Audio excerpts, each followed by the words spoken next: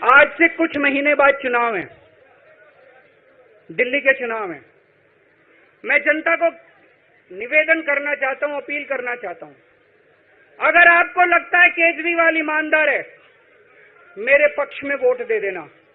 अगर आपको लगता है केजरीवाल गुनहगार है, मेरे को वोट मत देना।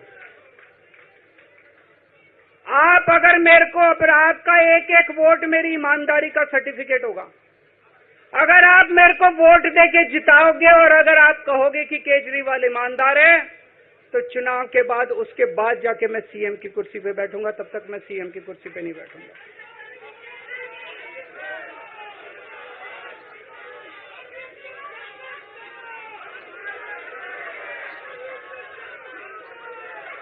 आपको लग रहा होगा अभी अभी जेल से रिहा होके आया है, ये कैसा क्यों बोल रहा है? अभी अभी जेल से रिहाई होके आया है, अब ये इस्तीफा क्यों दे रहा है?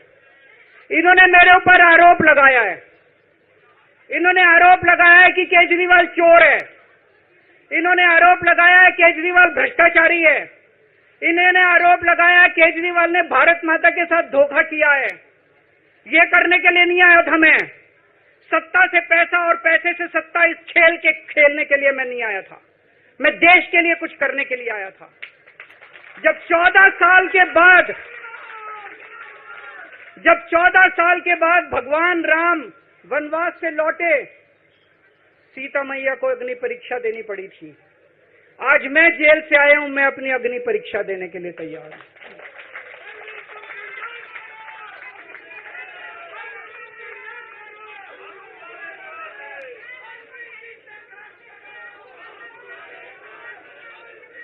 ये कुछ लोग बोल रहे हैं सुप्रीम कोर्ट ने कुछ कंडीशंस लगाई हैं, काम नहीं कर पाएंगे।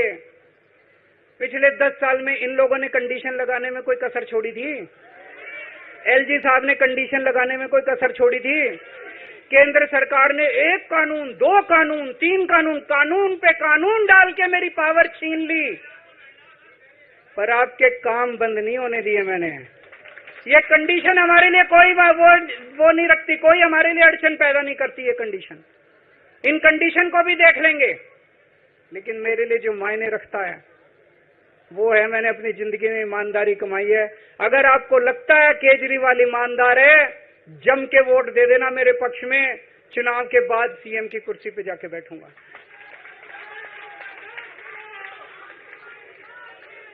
फरवरी में चुनाव है। आज इस मंच से मैं मांग करता हूं कि ये चुनाव नवंबर में कराए जाएं, महाराष्ट्र के साथ कराए जाएं, तुरंत कराए जाएं चुनाव।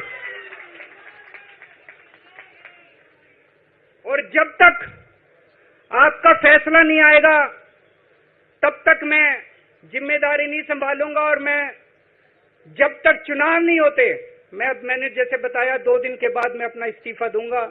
जब तक चुनाव नहीं होते, तब तक मेरी जगह आम आदमी पार्टी से कोई और मुख्यमंत्री बनेगा। अगले 2-3 दिन के अंदर विधायक दल की मीटिंग होगी और विधायक दल की मीटिंग में अगले मुख्यमंत्री के नाम का तय किया जाएगा। मैं मनीष जी से बात कर रहा था। जो पीड़ा मेरे मन में है, वो पीड़ा मनीष जी के मन में भी है। इनके लिए भी वही सब कहा गया जो मेरे लिए कहा गया है।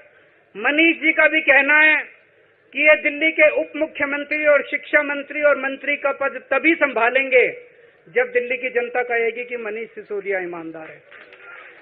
तो मैं और मनीष सिसोदिया, हम दोनों का फैसला आपके हाथ में है, जनता के हाथ में है। हम दोनों जनता की अदालत में जा रहे हैं, गली गली जाएंगे, जनता के बीच में जाएंगे और उनसे पूछेंगे, अगर जनता कहेगी ईमानदार है तो हम आके इसकी कुर्सी पे बैठेंगे। 2020 में आया था मैं। 2020 में मैंने कहा था, मैंने अगर काम किया हो तो मेरे को वोट देना और काम नहीं किया हो तो वोट मत देना। कहा था कि नहीं कहा था? आज मैं आपके बीच में आया हूं, मैं कह रहा हूं, अगर मैं ईमानदार हूं तो वोट देना, अगर मैं बेईमान हूं तो वोट मत देना, बिल्कुल मत देना। भारत माता की, भारत माता की।